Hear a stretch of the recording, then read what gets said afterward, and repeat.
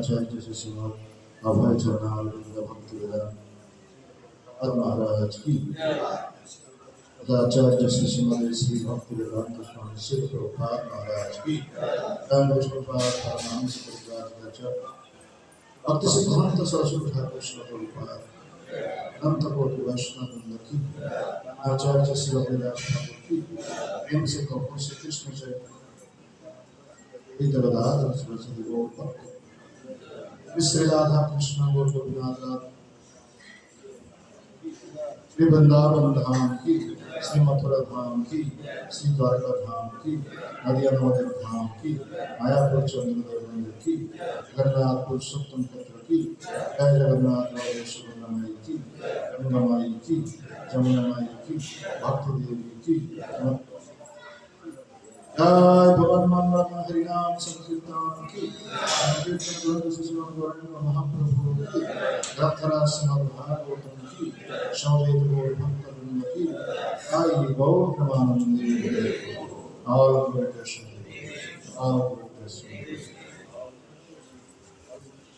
गंगा और कृष्ण प्रभुपाद और कृष्ण नारायण नमस्कृत्यं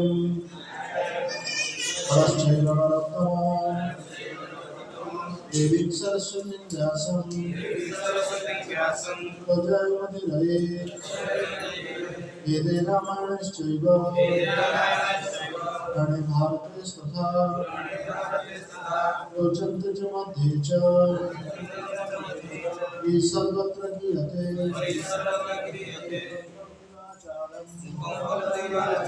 अम्बोधं भजते गिरिस्तमहं वन्दे गुरुदिनतारिणे परमानन्दमाधव परमानन्द हे माधव पदुरुचिमकरन्त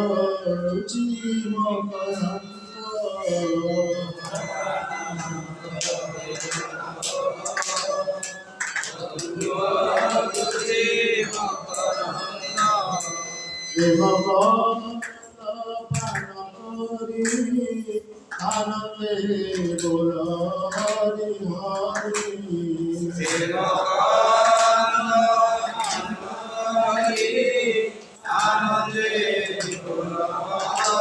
हरि हरि को नामे बांधवेरा हरि को रिमे करुणा हरि को नामे बांधवेरा हरि को रिमे करुणा ये जगारुणा को होरे मनोरहुनि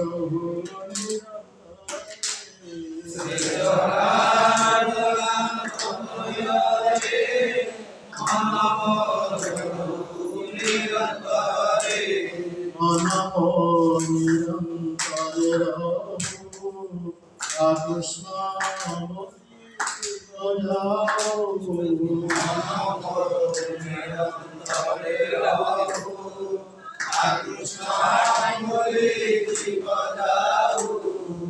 कृष्ण बोली जाओ जीवते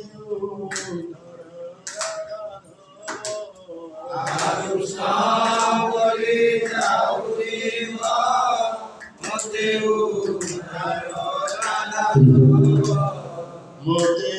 উদ্ধার রাধা মতে উদ্ধার রাধা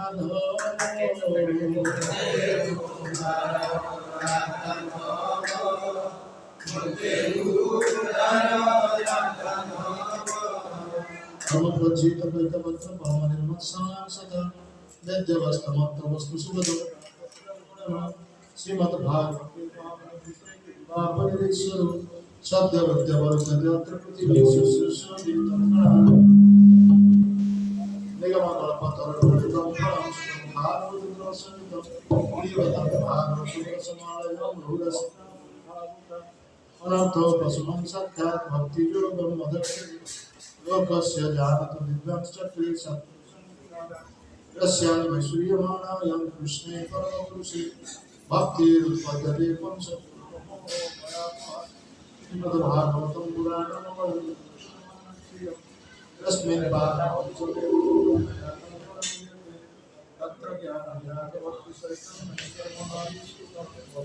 तत्सर्वं सुपठं विचारेण परो भक्त्या विरुच्ये नरो अर्थयं ब्रह्मसूत्राणां भारतार्थ विनिर्णय गायत्री भाष्यन्तसु वेदार्थ परिगृहीत सर्ववेदेत्यासारं सारं सारं समकृतं सर्ववेदार्थसारं हि श्रीमद्भागवतमिष्यति तद्रसं कृतस्य धन्यत्रस्य गुरति क्वचित् कृष्ण भक्तिरसस्वरूप श्री भागवत कृष्ण भक्तिरसस्वरूप श्री भागवत आदे वेद शास्त्र हईते परम महत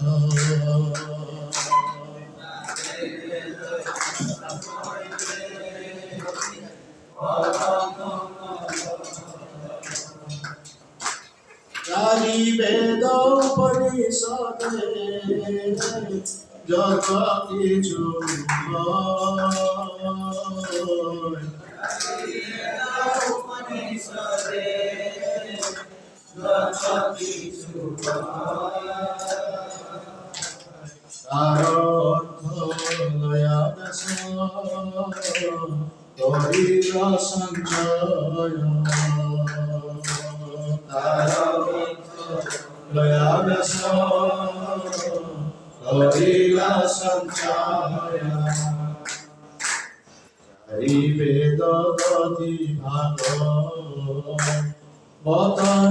वदनवनीत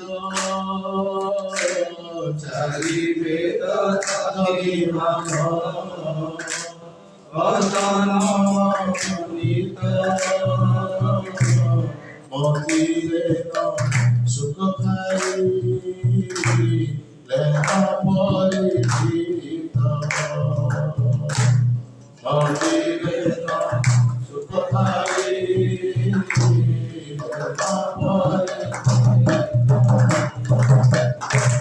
कृष्ण तुल्य भागवत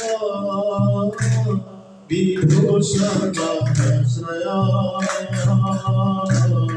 कृष्ण तुल्य भागवत विभूषण श्रय प्रति श्लोके प्रति अक्षरे नाना अर्थ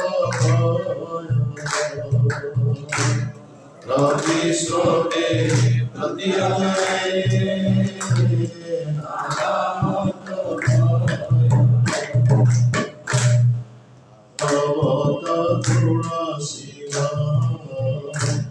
ज्ञान भक्त जने भगवत तुलसी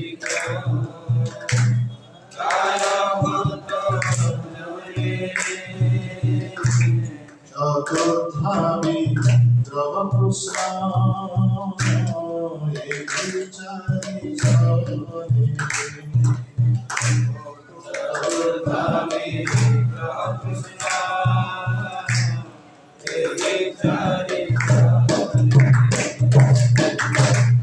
माया मुक्त जीवे नाही कृष्ण स्मृति ध्यान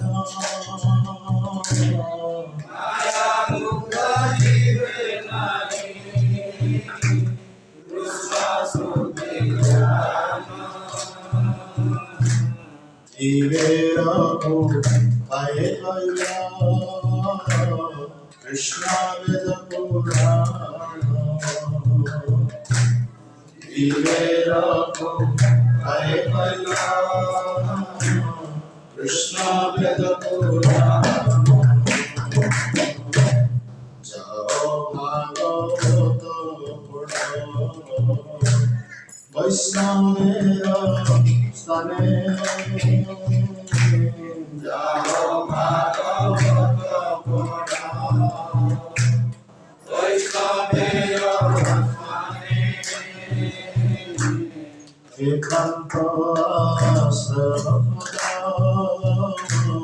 चैतन्य चरणी एकांत आश्रय भागवत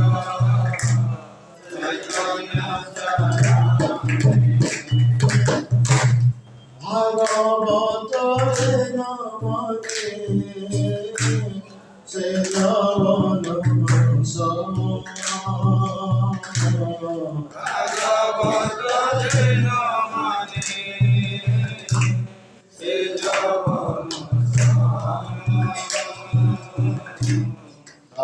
शास्त्र अच्छे जन्मे जन्मे प्रभु धाम अच्छे जन्मे जन्मे प्रभु धाम हरे कृष्ण कृष्ण हरे हरे हरे राम हरे राम राम हरे हरे कृष्ण कृष्ण कृष्ण हरे हरे हरे राम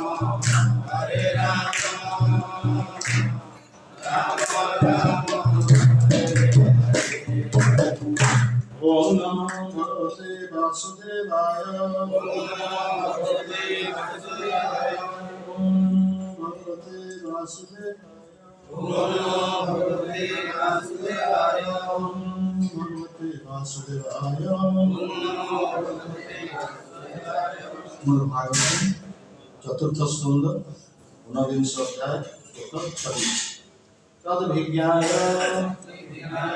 भगवान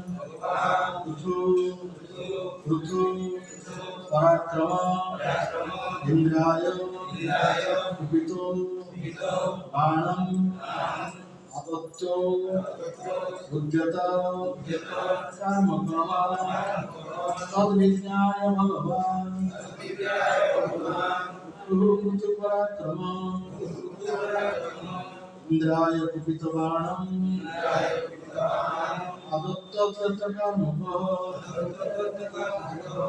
अभिज्ञाय भगवान पृथु पराक्रम इंद्राय कुपितो बाणम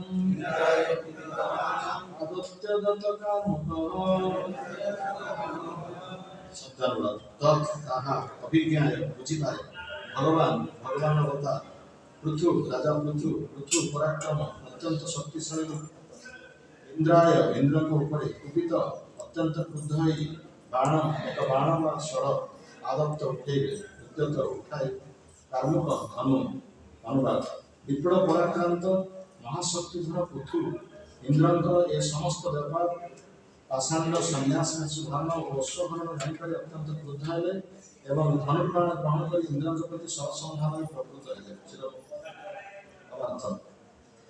यह हूँ राजा कर्तव्य से कौन प्रकार अधर्म को प्रश्रय देवे ना ରାଜା ପୃଥୁ ଭଗବତ ଅବତାର ହୋଇଥିବା ହେତୁ କୌଣସି ପ୍ରକାର ଅଧର୍ମକୁ ପ୍ରଶ୍ରୟ ଦେବା ତାଙ୍କର କର୍ତ୍ତବ୍ୟ ନଥିଲା। ତାଙ୍କର ପଦାଙ୍କ ଅନୁସରଣ କରି ସମସ୍ତ ରାଷ୍ଟ୍ର ମୁଖ୍ୟ ଭଗବାନଙ୍କର ପ୍ରାମାଣିକ ପ୍ରତିନିଧି ହେବା ଉଚିତ ଏବଂ ସମସ୍ତ ପ୍ରକାର ଅଧର୍ମ ବିଧିକୁ ନିପାତ କରିବା ଉଚିତ। ଏହା ବଡ଼ ଦୁର୍ଭାଗ୍ୟର କଥା ଯେ ଆଜିକାଲି ରାଷ୍ଟ୍ର ମୁଖ୍ୟଗଣ ଭୀରୁ ଅଟନ୍ତି ଏବଂ ସେମାନଙ୍କର ରାଷ୍ଟ୍ର ଧର୍ମନିରପେକ୍ଷ ରାଷ୍ଟ୍ର ବୋଲି ଘୋଷଣା କରୁଛନ୍ତି। ଏ ପ୍ରକାର ମନୋବୃତ୍ତି ଧର୍ମ ଓ ଅଧର୍ମ ମଧ୍ୟରେ ସାଲିସ କରିବା ମନୋବୃତ୍ତି ଅଟେ ଏବଂ ଏଥିପାଇଁ ପ୍ରଜାଗଣ ପରମାର୍ଥ ବିଷୟରେ ଆଗ୍ରହ ପ୍ରକାଶ କରୁନାହାନ୍ତି। ତେଣୁ ମାନବ ସମାଜର ଅଧୋଗତି ଦେଖାଦେଉଛି, ଫଳରେ ସମାଜରେ ନାରକୀୟ ପରିସ୍ଥିତି ସୃଷ୍ଟି ହେଉଛି। ତଦ୍ବିଜ୍ଞାୟ ଭଗବାନ ପୃଥୁ ପରାକ୍ରମଃ ଇନ୍ଦ୍ରାୟ କୁପିतो ବାଣଂ ଆଦତ୍तो ଦତଃ କାମ୍ୟକ। ବିପୁଳ ପରାକ୍ରାନ୍ତ ମହାଶକ୍ତିଧର ପୃଥୁ ଇନ୍ଦ୍ରଙ୍କର ଏ ସମସ୍ତ ବ୍ୟାପାର ପାଷାଣ୍ଡ ସନ୍ନ୍ୟାସ ବେଶ ଧାରଣ ଓ ଅଶ୍ୱଭାବନ ଜାଣିପାରି ଅତ୍ୟନ୍ତ କ୍ରୁଦ୍ଧ ହେଲେ ଏବଂ ଧନୁର୍ବାଣ ଗ୍ରହଣ କରି ଇନ୍ଦ୍ରଙ୍କ ପ୍ରତି ସରସନ୍ଧାନରେ ପ୍ରକୃତ ହେଲେ। ତ ଶ୍ରୀମଦ ଭାଗବତମ ଯାହାକି ଭଗବାନ ଏବଂ ଭକ୍ତମାନଙ୍କର ଲୀଳାଚରିତ ବର୍ଣ୍ଣନା କରାଯାଇଛି ଏବଂ ଯେଉଁ ଭାଗବତକୁ ସମସ୍ତ ଶାସ୍ତ୍ରର ସାର ବୋଲି କୁହାଯାଇଛି, ସେ ଭାଗବତରେ ବିଶେଷ କରି ଏଇ ଯେଉଁ ପୃଥୁ ମହାରାଜଙ୍କର ଚରିତ୍ର ବର୍ଣ୍ଣନା କରାଯାଇଛି। ପୃଥୁ ମହାରାଜ ଯିଏକି ଭଗବାନଙ୍କର ଏକ ସତ୍ୟାବେଶ ଅବତାର, ଯାହାଙ୍କ ନାମାନୁସାରେ ପୃଥିବୀ ହେଇଛି, ଯେଉଁ ପୃଥିବୀରେ ଆମେ ବସବାସ କରୁଛେ ସେ ପୃଥୁ ମହାରାଜଙ୍କର ନାମ ଅନୁସାରେ ପୃଥିବୀ ଏବଂ ପୃଥୁ ମହାରାଜ ହେଉଛନ୍ତି ଭଗବାନଙ୍କର ସତ୍ୟାବେଶ ଅବତାର, ପାଳନ ଶକ୍ତିର ସତ୍ୟାବେଶ ଅବତାର। ପ୍ରଜାମାନଙ୍କୁ କିଭଳି ଭାବରେ ପାଳନ କରିବାକୁ ପଡ଼ିବ, କାରଣ ପ୍ରଜାମାନେ ତାଙ୍କର ପିତାଙ୍କ ସମୟରେ, ତାଙ୍କ ପିତା ଥିଲେ ବେଣ ରାଜା, ଯେଉଁ ବେଣ ରାଜା କି ଅତ୍ୟନ୍ତ କ୍ରୋଧୀ ସ୍ୱଭାବର ଥିଲେ, ଅତ୍ୟନ୍ତ କଳହପ୍ରିୟ ଥିଲେ, ଅତ୍ୟନ୍ତ ଅତ୍ୟାଚାରୀ ଥିଲେ, ଯିଏକି ପ୍ରଜାମାନଙ୍କୁ ବହୁତ କଷ୍ଟ ଦେଉଥିଲେ। ପ୍ରଜାମାନଙ୍କ କଥା ଛଡ଼ା ବ୍ରାହ୍ମଣ ବୈଷ୍ଣବମାନଙ୍କୁ, ସାଧୁମାନଙ୍କୁ, ଭକ୍ତମାନଙ୍କୁ ବହୁତ ସେ ନିର୍ଯାତନା ଦେଉଥିଲେ, ଯେଉଁଥିପାଇଁ ପ୍ରଜାମାନେ ମେଳି ହୋଇ ରାଜାଙ୍କ ବିରୁଦ୍ଧରେ ବିଦ୍ରୋହ ଘୋଷଣା କଲେ ଏବଂ ରାଜାଙ୍କୁ କିଭଳି ଭାବରେ ସମ୍ପୂର୍ଣ୍ଣ ଭାବରେ ମାରିଦେବେ ସେଥିପାଇଁ ସେମାନେ ଯୋଜନା କଲେ ଏବଂ ସେମାନେ ଗୋଟିଏ ଯଜ୍ଞର ଆହ୍ୱାନ କଲେ ଏବଂ ସେ ଯଜ୍ଞରେ ମନ୍ତ୍ର ଉଚ୍ଚାରଣ କରିକି ବେଣ ରାଜାଙ୍କୁ ମାରି ଦେଇଥିଲେ। ମନ୍ତ୍ର ଉଚ୍ଚାରଣ ଦ୍ୱାରା ରାଜା ମରିଯାଇଥିଲେ, କୌଣସି ଶସ୍ତ୍ରର ଆବଶ୍ୟକତା ନଥିଲା, କୌଣସି ଅସ୍ତ୍ରଶସ୍ତ୍ର ଦ୍ୱାରା ରାଜାକୁ ମରାଯାଇନି। ମନ୍ତ୍ର ଉଚ୍ଚାରଣ ଏଭଳି ଶକ୍ତି ଥିଲା ଯେଉଁ ମନ୍ତ୍ର ଉଚ୍ଚାରଣ କରିବା ଫଳରେ ବେଣ ରାଜା ମୃତ୍ୟୁବରଣ କରିଥିଲେ ଏବଂ ବେଣ ରାଜା ମୃତ୍ୟୁବରଣ କଲା ପରେ ବେଣ ରାଜାଙ୍କର ଶରୀରକୁ ଗୋଟେ ତୈଳ ଭାଣ୍ଡରେ ରଖାଯାଇଥିଲା ଏବଂ ସେ ତୈଳ ଭାଣ୍ଡରେ ରଖାଯାଇ ତାଙ୍କ ଶରୀରକୁ କେତେକ ଯେଉଁମାନେ ମୁଖ୍ୟ ରାଷ୍ଟ୍ରର ମୁଖ୍ୟ ବ୍ୟକ୍ତି ସେମାନେ ତାଙ୍କ ଶରୀରକୁ ମାଲିସ କରିଥିଲେ ଏବଂ ମାଲିସ କରିବା ଫଳରେ, ମନ୍ଥନ କରିବା ଫଳରେ ତାଙ୍କ ଶରୀରରୁ ପୃଥୁ ମହାରାଜ ଏବଂ ତାଙ୍କର ପତ୍ନୀ ଅର୍ଚ୍ଚି ଦେବୀ, ଯିଏକି ଭଗବାନଙ୍କର ସତ୍ୟାବେଶ ଅବତାର, ସେ ଶରୀରରୁ ଜାତ ହେଇଥିଲେ ଏବଂ ସେଇ ପୃଥୁ ମହାରାଜ ପ୍ରଜାମାନଙ୍କୁ ଏଭଳି ଭାବରେ ଶାସନ କରୁଥିଲେ, ଏଭଳି ଭାବରେ ପାଳନ କରୁଥିଲେ, ପ୍ରଜାମାନେ ତାଙ୍କ ସମୟରେ ଅତ୍ୟନ୍ତ ଆନନ୍ଦରେ ଖେଳାଖେଳ କରୁଥିଲେ ଏବଂ ପ୍ରଜାମାନଙ୍କର ଆନନ୍ଦ ବିଧାନ ନିମିତ୍ତ, ରାଷ୍ଟ୍ରର ମଙ୍ଗଳ ବିଧାନ ନିମିତ୍ତ ଏବଂ ଦେବତାମାନଙ୍କର କଲ୍ୟାଣ ସାଧନ ନିମିତ୍ତ ସେ ଏକ ଯଜ୍ଞର ଆହ୍ୱାନ କରିଥିଲେ, ଯାହାକୁ ଯେ 100 ଯଜ୍ଞ ସମ୍ପୂର୍ଣ୍ଣ କରିବା ପାଇଁ ସେ କରିଥିଲେ। ତାଙ୍କ ନାମ ସେଥିପାଇଁ କୁହାଯାଇଥିଲା ଶତକ୍ରୋଧ। 100ଟା ଯଜ୍ଞ ଅନୁଷ୍ଠାନ କରିବା ପାଇଁ ସେ ସ୍ଥିର କରିଥିଲେ ଏବଂ 99 ଯଜ୍ଞ କରି ଯେତେବେଳେ 100 ଯଜ୍ଞ କରିବା ପାଇଁ ସେ ଯାଉଛନ୍ତି, ସେ ସମୟରେ ଇନ୍ଦ୍ର ଜାଣିପାରିଲେ, କାରଣ ଇନ୍ଦ୍ର ସବୁବେଳେ ନିଜର ପାୱାର ପାଇଁ ବହୁତ ତାଙ୍କର ଲାଳସା, କାଳେ ତାଙ୍କର ସିଂହାସନ ଚାଲିଯିବ, ଇନ୍ଦ୍ରଙ୍କର ପଦବୀ ଚାଲିଯିବ, ପୃଥୁ ମହାରାଜ ତାଙ୍କ ପଦବୀ ନେଇଯିବେ।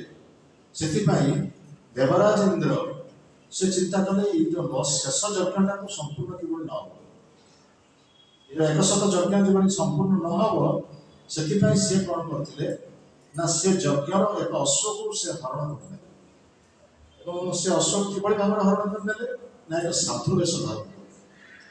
କାରଣ ସାଧୁ ସନ୍ନ୍ୟାସୀଙ୍କର ବେଶ ଧାରଣ କଲେ କାହାର ସନ୍ଦେହ ହେବ साधु सन्यासी देश धारण कर से यज्ञर गोटे अश्व को से चोरी से यज्ञर अश्व जो हरण कले से देखिले किए ना अत्रि जे कि अनुसूया पति आप जानी अनुसूया एक साधारण नारी नुहति सती अनुसूया नाम विख्यात नारी चरित्र भितर रही जी कि ब्रह्मा विष्णु ये जो मोबाइल जो बाजुची समस्त गोटे बद अभ्यास आम जो कथा शुणुचे से समय से मोबाइल टाक साइलेंट कर स्विच अफ कर मोबाइल कहीं आप अन कर बाहर जो लोक आपको फोन करेंगे से जानते आप कथा शुणुं से फोन कर आपण मैंने आम कनसीयस आम कनसीयस आम साइलेंट करदे कारण जार मोबाइल ऑन अच्छी साइलेंट मोड को नहीं आसो जब कथा कह जरूरी मन कर बाहर जाइए कथा रही जब कथबार्ता करेंगे आम तो कथा आम तो कि मोबाइल कथा कहीपर आप शुणिलार असुविधा से जिते देवराज इंद्र ये यज्ञ अनुष्ठान कर सरी आम पृथु महाराज ये यज्ञ अनुष्ठान कर इंद्र एक साधु वेश धारण करके यज्ञ अश्व को चुरे ने जहाँफल से यज्ञ कार्य संपूर्ण हो पार ये जो कार्य को देखीदे किए ना अत्रि मुनि जी कि सती अनुसूया पति एवं सती अनुसूया पति अत्रि देवी ताकू देखिकी पृथु महाराज पुत्र को ये संवाद देदेले इंद्र एक साधुवेश धारण करी सी साधु साधुवेश धारण कर इंद्र तुम यज्ञ अश्व चोरी कर जो पृथु महाराज पुत्र संवाद पाए संगे संगे धनुर्बाण धरी पछे पछे पश्चात कि जो देखिले गोटे साधु सन्यासी वेश धारण कर उद्देश्य आउ सर मारे इच्छा है साधु सन्यासी जदिव पछे पछे से जाऊे किंतु जो साधु वेश धारण कर देखी किंतु इंद्र जो जापारे जे पृथु महाराज पुत्र सेठार आसुँच से अश्व परित्याग कर छाड़ी ये भाव में अश्वटी पुणी फेरी आसला पुणी से अश्व जो यज्ञस्थल फेरी आसी इंद्र आउ एक कौशल प्रयोग से यज्ञस्थल पुणी से अश्वटी को चुराई से यज्ञस्थल एभली एक परिवेश सृष्टि कले जो कहीं क्या देखिपारे राज्य सब लुह बुआ गैस प्रयोग पुलिस मैंने जो विद्रोह को संयम करने विद्रोह को बंद कराई से लुह बुआ गैस प्रयोग कर कहीं क्या देखिपारे नाकरे पार्टी में पशिज से जो गैस जहाँफल आम विश्वास मारिपर से लुह बुआ गैस प्रयोग करा से भाव में इंद्र से गोटे ए प्रकार एक व्यवस्था कर कहीं क्या देखिपारे अंधकार भर पुणी से अश्व को चोरी पुणी जो अश्व चोरी से कार्यटा देखिले अत्रि मुनि से अत्रि मुनि सागे सागे से पृथु महाराज पुत्र को संवाद देने तुम अश्व से चोरी बर्तमान से पृथु महाराज पुत्र इंद्र को पछे पछे दौड़ी जाते किमती से अश्व को पानी से इंद्र गोटे पुणी गोटे सन्यासी रस धारण कले से जो सन्यासी रस ये सन्यासी रस पूरा लंगड़ा जेते आजिकल बहुत अच्छा साधु सन्यासी लंगड़ा है रास्ता एवं लंगड़ा है रास्ता जाऊँ सहित गोटे खपुरी खपुरी निज हाथ में धर मथार खपुरी को हाथ में धरता सहित उलग्न हो रास्ता से सी भली राज्य देखिक सी पृथु महाराज पुत्र पुणी पड़े आस इंद्र ये संवाद पाइले पृथु महाराज पुत्र पछ पछ आसुँच से चलीगले से पुणी से अश्व को त्याग कर निजे देवरा निजे राजा पृथु जो संवाद पाइले इंद्र ये भाव में अश्व को चोरी कर आमर यज्ञ कार्य बाधा देवाई सृष्टि कर सी कौन कले ना निजे अस्त्र धारण कर निजे धनु बाण धारण कर मारे इंद्र को कौन प्रकार धनु बाण त्याग कर धनु स्वर चुकी मारे उद्यत है से ब्रह्मा से समय से पहुंची से कार्य निवृत्त करने परवर्ती प्रश्न प्रकृत कहबार तात्पर्य हूँ देवराज इंद्र होती सी हूँ भगवान भक्त आ ये पृथु महाराज हूँ भगवान एक अवतार पृथु महाराज जो भगवान अवतार आ ये भगवान भक्त हो विरोध कहीं ବରଂ ତାକୁ ସହଯୋଗ କରିବା। କିନ୍ତୁ ଦେବରାଜ ଇନ୍ଦ୍ର ଭଗବାନଙ୍କ ଭକ୍ତ ହେଇକି ମଧ୍ୟ ସେ ମନରେ ବେଳେବେଳେ ଭକ୍ତ ମନରେ ମଧ୍ୟ ବେଳେବେଳେ କ୍ରୋଧ ଆସିଯାଏ, ଭକ୍ତ ମନରେ ବେଳେବେଳେ ଅହଙ୍କାର ଭାବ ଆସିଯାଏ। ଯୋଉ ଅହଙ୍କାର ଭାବଟା ହିଁ ତାର ଯୋଉ ଭକ୍ତିକୁ ନଷ୍ଟ କରିଦିଏ। ସେଥିପାଇଁ ପ୍ରକୃତ ପକ୍ଷେ ଯୋଉମାନେ ଭକ୍ତ ବା ଭକ୍ତି ମାର୍ଗରେ ଯୋଉମାନେ ଆସୁଛନ୍ତି ସେମାନଙ୍କ ମନରେ ଏଇ ଯୋଉ ଗର୍ବ ବା ଅହଙ୍କାରକୁ କିଭଳି ଭାବରେ ଆମେ ତାକୁ ସୁଯୋଗ ନ ଦେବା ଆମ ମନରେ ରହିବା ପାଇଁ ଏଇ ପ୍ରସଙ୍ଗରୁ ଆମେ ଶିକ୍ଷା କରିବା ଉଚିତ। ଆମେ ଦେଖୁ ବେଳେବେଳେ ଯୋଉମାନେ ଭଗବାନଙ୍କର ନିକଟବର୍ତ୍ତୀ ସ୍ଥାନରେ ଅଛନ୍ତି ବା ଭଗବାନଙ୍କ ସେବା କରୁଛନ୍ତି ସେମାନଙ୍କ ମନରେ ବେଳେବେଳେ ଗର୍ବ ଆସୁଛି, ଦମ୍ଭ ଆସୁଛି। ଆମେ ହଉଛୁ ଭଗବାନଙ୍କର ପ୍ରିୟ ଭକ୍ତ, ଆମେ ଭଗବାନଙ୍କ ନିକଟରେ ଅଛୁ, ଆମ ଭଳି ସୌଭାଗ୍ୟ କାହାର ନାହିଁ। ଯେମିତି ଦେବରାଜ ଇନ୍ଦ୍ର ମଧ୍ୟ ସେଭଳି ମନୋଭାବ, ମୁଁ ହେଉଛି ଦେବରାଜ ଇନ୍ଦ୍ର।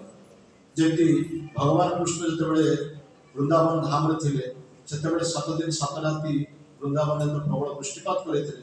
ସେ ଦେବରାଜ ଇନ୍ଦ୍ର ସେ କୃଷ୍ଣକୁ ଜାଣିପାରିଲେନି ଯେ କୃଷ୍ଣ ଯେ ଯାହାଙ୍କ ଠାରୁ ସବୁ ଶକ୍ତି ଲାଭ କରିଛନ୍ତି, ସବୁ ଐଶ୍ୱର୍ଯ୍ୟ ସେ ଲାଭ କରିଛନ୍ତି, କିନ୍ତୁ ତାଙ୍କୁ ଚ୍ୟାଲେଞ୍ଜ ଦେବା ପାଇଁ ମଧ୍ୟ ସେ ବୃଷ୍ଟିପାତ କରିଥିଲେ। ସେ ନିଜେ ପ୍ରଭୁଙ୍କୁ ମଧ୍ୟ ଚିହ୍ନି ପାରିନଥିଲେ ସେ ଦେବରାଜ ଇନ୍ଦ୍ର। ବ୍ରହ୍ମାଙ୍କ ଉଦାହରଣ ଦିଆଯାଉ, ବ୍ରହ୍ମା ମଧ୍ୟ ଭଗବାନଙ୍କୁ ଜାଣିପାରିଲେନି। ଯୋଉ ବ୍ରହ୍ମା ଭଗବାନ ଠାରୁ ଲାଭ କରିଛନ୍ତି ବେଦ ଜ୍ଞାନ, ବେଦପତି ବୋଲି ତାକୁ କୁହାଯାଉଛି, ସିଏ ବ୍ରହ୍ମା ମଧ୍ୟ ଭଗବାନଙ୍କୁ ଚିହ୍ନି ପାରିଲେନି। ଭଗବାନଙ୍କ ଯେତେବେଳେ ଗାଈ ଗୋରୁ ମାନଙ୍କୁ ଚାରଣ କରୁଛନ୍ତି ବୃନ୍ଦାବନ ଜଙ୍ଗଲରେ, ଗାଈ ବର୍ଷା ମାନଙ୍କ ସହିତ ଚାରଣ କରୁଛନ୍ତି, ଗୋପବାଳ ମାନଙ୍କ ସହିତ ବୃନ୍ଦାବନ ଜଙ୍ଗଲକୁ ଯେତେବେଳେ ଆସିଛନ୍ତି ଉଚ୍ଚାରଣ କରୁଛନ୍ତି, ସେ ସମୟରେ ମଧ୍ୟ ବ୍ରହ୍ମା ସେମାନଙ୍କୁ ହରଣ କରିଥିଲେ। ଏକଥା ସେ ଭାଗବତ 10ମ ସ୍କନ୍ଧରେ ମଧ୍ୟ କୁହାଯାଇଛି। ସେଇଭଳି ଭାବରେ ବର୍ଣ୍ଣନା ରହିଛି ଅର୍ଜୁନ ଯେତେବେଳେ କୁରୁକ୍ଷେତ୍ର ଯୁଦ୍ଧ ପରେ ଯେତେବେଳେ ସେ ଜୟଯୁକ୍ତ ହେଲେ ବା ଯୁଦ୍ଧରେ ଜୟଲାଭ କଲେ, ମହାଭାରତ ଯୁଦ୍ଧରେ ବିଜୟ ଯେତେବେଳେ ହେଲେ ସେତେବେଳେ ସିଏ ମଧ୍ୟ ତାଙ୍କ ମନରେ ମଧ୍ୟ ଗର୍ବ ଆସିଥିଲା ଯେ ମୁଁ ଏଭଳି ଏକ ବୀର ଯେ ମୋ ରଥରେ ମୁଁ କୃଷ୍ଣଙ୍କୁ ସାରଥୀ ରୂପରେ ରଖିପାରିବି ଏବଂ ଯୋଉଥିପାଇଁ ଆଜି ମୁଁ ବିଜୟୀ ହେଇଛି। ଯତ୍ର ଯୋଗେଶ୍ୱର କୃଷ୍ଣ ଯତ୍ର ପାର୍ଥ ଧନୁର୍ଧର ତତ୍ର ଶ୍ରୀ ବିଜୟ ବୃତ୍ତି ଦୁର୍ବାଦିତେ ବର୍ତ୍ତିର୍ମ। ଯୋଉଠି କୃଷ୍ଣ ଅଛନ୍ତି, ଯୋଉଠି ଅର୍ଜୁନ ଅଛନ୍ତି, ସେଠି ନିଶ୍ଚିତ ଭାବରେ ବିଜୟ। এইভাবে ভাবে মনের অর্জুনকে গর্ব হলে যা ମୋ ରଥରେ সকଳ କୃଷ୍ଣ ବସିଛନ୍ତି, ମୁଁ ସବୁଠାରୁ ବଡ଼ ବୀର, ମୋ ଠାରୁ ଆଉ କେହି ବଡ଼ ବୀର ନାହାନ୍ତି। ଏଇଭଳି ଭାବରେ ତାଙ୍କର ମନରେ ମଧ୍ୟ ଗର୍ବ ଆସିଥିଲା ଏବଂ ସେ ଗର୍ବ କରିବା ପାଇଁ ଭଗବାନ ନିଜେ ଗୋଟେ କୌଶଳ ପ୍ରୟୋଗ କରିଥିଲେ। ଯେତେବେଳେ ଭଗବାନ କୃଷ୍ଣ ଯାଉଛନ୍ତି ରଥରେ ବସିକି, ଅର୍ଜୁନଙ୍କ ରଥରେ ବସିକି ଯାଉଛନ୍ତି, ସେତେବେଳେ ଗୋଟେ ଶ୍ମଶାନ ଦେଇକି ସେ ଯାଉଛନ୍ତି। ସେ ସମୟରେ ଦେଖିଲେ ଉଭୟ ଯେ ଗୋଟେ ଶବଟିଏ ପଡ଼ିଛି ଶ୍ମଶାନରେ ଏବଂ ସେ ଶବଟାକୁ ଗୋଟେ ଶୃଗାଳ ଆସୁଛି ଏବଂ ସେ ଶୃଗାଳଟାକୁ ତାକୁ ଘ୍ରାଣ କରୁଛି, ଆଘ୍ରାଣ କରୁଛି, କିନ୍ତୁ ତାକୁ ଖାଉନି। ଆରେ ଶୃଗାଳର ଖାଦ୍ୟ ହେଉଛି ତ ମନୁଷ୍ୟ ମାଂସ, ଆଉ ଶବଟା ପଡ଼ିଛି ତାକୁ ଖାଇବା କଥା, କିନ୍ତୁ ଯେତେବେଳେ ସେ ଆଘ୍ରାଣ କରୁଛି ତାକୁ ଖାଉନି, ଯେତେବେଳେ ଅର୍ଜୁନଙ୍କ ମନରେ ସନ୍ଦେହ ଆସିଲା, ସେ କୃଷ୍ଣଙ୍କୁ ପଚାରିଲେ ପ୍ରଭୁ ଏଇ ସେ ଯୋଉ ଶୃଗାଳଟା ତାର ଖାଦ୍ୟ ମନୁଷ୍ୟ ମାଂସ ତାକୁ ନ ଖାଇ କାହିଁକି ତାକୁ ଆଘ୍ରାଣ କରୁଛି, ତାର କାରଣ କ'ଣ? ସେତେବେଳେ ଭଗବାନ କୃଷ୍ଣ କହିଲେ ଆମେ କିନ୍ତୁ କହିପାରିବା, ଆମେ ତ ତା ପାଖକୁ ଯାଇ ପଚାରିବାକୁ ପଡ଼ିବ କ'ଣ ହେଇଛି ଘଟଣା, ଏବଂ ମୁଁ ଯାଇକି ପଚାରେ ସେ କ'ଣ କହୁଛି। ଏହା କହି ଭଗବାନ କୃଷ୍ଣ ସେ ରଥରୁ ଓହ୍ଲେଇ ଯାଇକି ସେ ଶୃଗାଳ ପାଖରେ ପହଞ୍ଚିଲେ ଏବଂ ସେ ଶୃଗାଳ ଯାଇ ପଚାରିଲେ, କହିଲେ ବାବା ତୁମେ ତ ତୁମର ଖାଦ୍ୟ ହେଉଛି ମନୁଷ୍ୟ ମାଂସ, ପୁଣି ମୋବାଇଲଟା ରହିଲା। ମୋବାଇଲ ସମସ୍ତେ ବନ୍ଦ କରିଦିଅନ୍ତୁ। କଥାଟା ଆମେ ଜାଣିବାନି, ଏଇଠି ମନ୍ଦିରକୁ ଆମେ ଆସୁଛେ, ଭଲ ଲାଗୁଛି ମୋବାଇଲଟା ବାଜିବା ଫଳରେ ଆମେ ଯୋଉ କଥା କହୁଛୁ ପ୍ରସାଦ ଧରି ଭଲ ଆଡ଼କୁ ଚାଲୁଛୁ। ଆମେ ଏତେ କନସିୟସ୍ ରହୁଛୁ ଯେ ସାଧାରଣ ଭାବରେ ଅଧଘଣ୍ଟା 45 ମିନିଟ୍ ଘଣ୍ଟାରେ ବସିବା ଚୁପଚାପ ସେତିକି ହେଇପାରେ।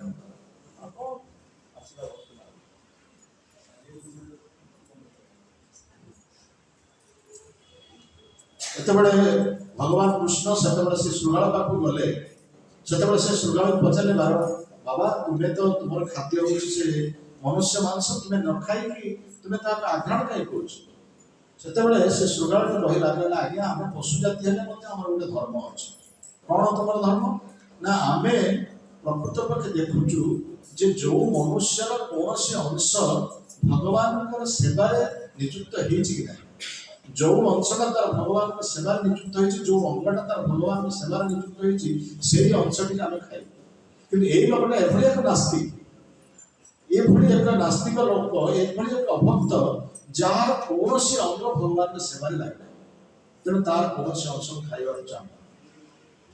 ଏଇ କଥା ଯେତେବେଳେ ଶୁଣିଲେ ଭଗବାନ କୃଷ୍ଣ ସେଇ କଥା ଆସି ସେ ଅର୍ଜୁନଙ୍କ ପାଖରେ କହିଲେ, ଦେଖ ସେ ଶୃଗାଳଟି ଏଇଭଳି କଥା କହିଲା ଯେ ପ୍ରକୃତ ପକ୍ଷେ ଏଇ ଯୋଉ ମନୁଷ୍ୟର ଶବଟି ପଡ଼ିଛି ସେ ଶବର କୌଣସି ଅଙ୍ଗ ଭଗବାନଙ୍କ ସେବାରେ ନିଯୁକ୍ତ ହେଇନି ବା ଭଗବାନଙ୍କ ସେବା କରିନାହିଁ, ଯୋଉଥିପାଇଁ ତାର କୌଣସି ଅଙ୍ଗକୁ ସେ ଖାଇପାରୁନାହିଁ। ସେ ଶୃଗାଳ ହେଲେ ମଧ୍ୟ ତାର ଗୋଟିଏ ଧର୍ମ ମଧ୍ୟ ଅଛି। ଯୋଉ ମନୁଷ୍ୟ ଶରୀରର କୌଣସି ଅଙ୍ଗ ଭଗବାନଙ୍କ ସେବାରେ ନିଯୁକ୍ତ ହେଇଛି ସେ ଅଙ୍ଗଟିକୁ ସେ ଖାଇବ। ବର୍ତ୍ତମାନ ଏଇ ଯୋଉ ମନୁଷ୍ୟଟି ପଡ଼ିଛି ଆଉ କୌଣସି ଅଙ୍ଗ ଭଗବାନଙ୍କ ସେବାରେ ନିଯୁକ୍ତ ହେଇଛି, ତେଣୁ ସେଥିପାଇଁ ସେ ଖାଇପାରେ।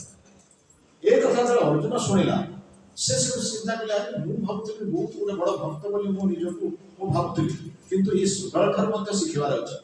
ଏ ଶୃଗାଳ ଏଭଳି କଥା କହୁଛି, ଆମେ କଣ ନିଜକୁ ଭାବୁଛୁ ବଡ଼ ଭକ୍ତ ବୋଲି? ତେଣୁ ଶୃଗାଳ ଗୋଟେ ପଶୁଟିଏ ହେଲେ ମଧ୍ୟ ତା ଭିତରେ ମଧ୍ୟ ବହୁତ ଚିନ୍ତାଧାରା ଅଛି। ଆମେ କଣ ନିଜକୁ ଭାବୁଛୁ ବଡ଼ ଭକ୍ତ?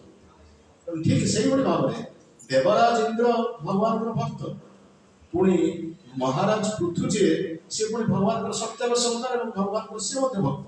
କିନ୍ତୁ ଉଭୟଙ୍କ ଭିତରେ ସତ୍ୟତା ଇନ୍ଦ୍ର ଯେତେବେଳେ ଯଜ୍ଞ କରୁଛନ୍ତି ସେ ଇନ୍ଦ୍ରଙ୍କର ଯଜ୍ଞକୁ ପୁଣି ଚୋରି କରିବା ପାଇଁ ଅଛି, କାଳେ ତାର ପଦବୀ ଚାଲିଯାଏ। ସେଭଳି ଭାବରେ ଭାଗବତରେ ଆଉ ଗୋଟେ ଉଦାହରଣ ଦିଆଯାଇଛି। ଆପଣମାନେ ଜାଣିଥିବେ ବୃତ୍ରାସୁର ଚରିତ୍ର। ଯୋଉ ବୃତ୍ରାସୁରଟି ଚିତ୍ରକେତୁ ଅଭିଶପ୍ତ ହେଇ ବୃତ୍ରାସୁର ଜନ୍ମ ପାଇଥିଲେ, ଏକ ବିରାଟ କାୟ ଅସୁର। ପାର୍ବତୀ ଦେବୀ ତାଙ୍କୁ ଅଭିଶାପ ଦେଇଥିଲେ ମର୍ତ୍ତ୍ୟମଣ୍ଡଳରେ ଅସୁର ହେଇକି ଜନ୍ମ ଗ୍ରହଣ କରିବା ପାଇଁ। ଏବଂ ସେଇ ବୃତ୍ରାସୁର ଯେତେବେଳେ ଇନ୍ଦ୍ରଙ୍କ ସହିତ ଯୁଦ୍ଧ କରୁଛନ୍ତି, ଯୁଦ୍ଧ କ୍ଷେତ୍ରରେ ସେ ବୃତ୍ରାସୁର ଯଦିଓ ଶରୀର ପାଇଛି ଅସୁର, କିନ୍ତୁ ସେ ଭଗବାନଙ୍କୁ ସ୍ତୁତି କରୁଛି। ଗୋପୀମାନଙ୍କର ଭଗବାନଙ୍କ ପ୍ରତି ଯୋଉ ବିଳାପ, ସେ ବିଳାପ ଯୁଦ୍ଧ କ୍ଷେତ୍ରରେ କରୁଛି। ଯେତେବେଳେ ଇନ୍ଦ୍ର ଆଶ୍ଚର୍ଯ୍ୟ ହଉଛନ୍ତି, ତାହେଲେ ଆରେ ମୁଁ ଜଣେ ଦେବତା, କିନ୍ତୁ ମୋର ବର୍ତ୍ତମାନ ମାନସିକ ସ୍ଥିତି ରହୁଛି ଏକ ଅସୁରଟାକୁ ମାରିବା ପାଇଁ, କିନ୍ତୁ ଅସୁର ଜନ୍ମ ପାଇକି ମଧ୍ୟ ତାର ସେ ଓଲଟା କାର୍ଯ୍ୟ କରୁଛି। ସିଏ ବର୍ତ୍ତମାନ ଚାହୁଁଥିଲା ଯେ କିଭଳି ମୋ ପଦବୀଟାକୁ ପାଇବା ପାଇଁ, କିନ୍ତୁ ବର୍ତ୍ତମାନ ସେ ଚାହୁଁଛି ତା ଶରୀରଟାକୁ ମୁଁ ମାରିଦେବା ପାଇଁ। ଏବଂ ବୃତ୍ରାସୁର ଇନ୍ଦ୍ରକୁ ଅନୁରୋଧ କରୁଛି ଯେ ମୋତେ ତୁମେ ଶୀଘ୍ର ମାରିଦିଅ, କାରଣ ମୁଁ ଯୋଉ ଅସୁର ଶରଣ ପାଇଛି, ଏ ଅସୁର ଶରଣ ପାଇବା ଦ୍ୱାରା ମୁଁ ପ୍ରକୃତ ପକ୍ଷେ ମୋ ପ୍ରଭୁଙ୍କ ସେବା କରିପାରୁନି। ତେଣୁ ଯେତେ ଶୀଘ୍ର ଆପଣଙ୍କ ପାଖରେ ଯୋଉ ବଜ୍ର ଅଛି, ଯୋଉ ବଜ୍ରଟା ନିର୍ମିତ ହୋଇଛି ଦଧିଚି ମୁନିଙ୍କର ଅସ୍ଥିରେ ନିର୍ମିତ ହୋଇଛି ବଜ୍ର, ସେ ବଜ୍ର ଦ୍ୱାରା ଆପଣ ମାରିପାରନ୍ତି। ସେଟା ନିଶ୍ଚିତ ଭାବରେ ମୋତେ ମାରିବେ, ମୁଁ ଏଟା ଜାଣିଛି। ମୋର ମୃତ୍ୟୁ ସୁନିଶ୍ଚିତ, ଆପଣ ଶୀଘ୍ର ମାରନ୍ତି। ମୁଁ ଚାହେଁନି ଆପଣଙ୍କର ପଦ, ମୁଁ ଆପଣଙ୍କର ସିଂହାସନ ଚାହେଁନି, ମୁଁ ଚାହୁଁଛି କିଭଳି ମୋ ପ୍ରଭୁଙ୍କର ସେବା କରିବି। ଇଏ ହେଉଛି ଅସୁର ଏବଂ ଦେବତା ଭିତରେ ପାର୍ଥକ୍ୟ। ନ ନାଟ ପୃଷ୍ଠ न च पारमनिष्ठ्य न स्वर्ग न रसाधिपत्य न जोगसिद्धि न पुनर्भवम वा समंजस्यता विरहज्य कांक्षी। এই কথা বৃত্রাসুর কହୁଛି যুদ্ধ ক্ষেত্রে, যেটা ভাগবতর যাকে আছে মূল্যবান অলঙ্কার। ন নাক পৃষ্ঠ, মোর স্বর্গ পদবী দরকার নাই। ন চ পারমেষ্ঠ্য, ମୁଁ ପରମେଷ୍ଠି ପଦ ଅର୍ଥାତ୍ କୌଣସି ଯୋଗସିଦ୍ଧି ମୋର ଆବଶ୍ୟକ କରେ ନାହିଁ। न ଯୋଗସିଦ୍ଧି न ପୁନର୍ଭବ, ମୁଁ ଯୋଗସିଦ୍ଧି ଚାହେଁ ନା କିମ୍ବା କୌଣସି ଲୋକରେ ମୁଁ ରାଜତ୍ୱ କରିବା ପାଇଁ ଚାହେଁ ନା। ସମଞ୍ଜସ୍ୟତା ବିରହଜ୍ୟ କାଙ୍କ୍ଷେ, ମୁଁ ପ୍ରଭୁଙ୍କ ବିରହରେ, ମୁଁ ପ୍ରଭୁଙ୍କ ସେବାରୁ ବିଚ୍ୟୁତ ହେଇକି ବର୍ତ୍ତମାନ ଅସୁର ସ୍ୱର୍ଗ ପାଇଛି ଏବଂ ସେ ଅସୁର ସ୍ୱର୍ଗ ପାଇକି ମୁଁ ସେବା କରିପାରୁନାହିଁ। ତେଣୁ ମୋତେ ଆପଣ ସେ ସୁଯୋଗ ଦିଅନ୍ତୁ, ମୋତେ ଶୀଘ୍ର ମାରି ଦିଅନ୍ତୁ, ମୁଁ ପୂର୍ବ ସ୍ୱର୍ଗ ଫେରି ପାଇବି ଏବଂ ମୋ ପ୍ରଭୁଙ୍କ ସେବାରେ ନିଯୁକ୍ତ ହେବି। ଏତେ ସୁନ୍ଦର କଥା ବୃତ୍ରାସୁର କହୁଛି, ଆପଣ ଶୁଣିଲେ ଆଶ୍ଚର୍ଯ୍ୟ। ଆଉ ଗୋଟିଏ ସୁନ୍ଦର ଉପମା ସେ ବୃତ୍ରାସୁର ଦେଇଛନ୍ତି ଇନ୍ଦ୍ରଙ୍କୁ। ଇନ୍ଦ୍ର ଶୁଣିକି ସ୍ତବ୍ଧ ହେଇଯାଇଛି। ସେ କଣ ବଜ୍ର ନିକ୍ଷେପ କରିବ ବୃତ୍ରାସୁର ପ୍ରତି, ସେ କିଛି ଚିନ୍ତା କରିପାରୁନାହାନ୍ତି। କିଭଳି ଭାବରେ ଏଭଳି ଏକ ବୈଷ୍ଣବ ଯିଏକି ଅସୁର ସ୍ୱର ଧାରଣ କରୁଛି, କିନ୍ତୁ ବିଷ୍ଣୁଙ୍କର ପରମ ଭକ୍ତ, ଏଭଳି ଭକ୍ତଙ୍କୁ ମୁଁ ମାରିବି କିପରି? ଆଉ ଗୋଟିଏ ଉପମା ବୃତ୍ରାସୁର ସେ କହୁଛନ୍ତି, ଅଜାତ ପତ୍ର ଏବଂ ମାତର ଖଗା स्तन्ये वत्सर तुषित क्षुधार्था प्रिय प्रियव तुषित विषन्ना मन अरविंदक्ष विद्रुक्ष दित्वा।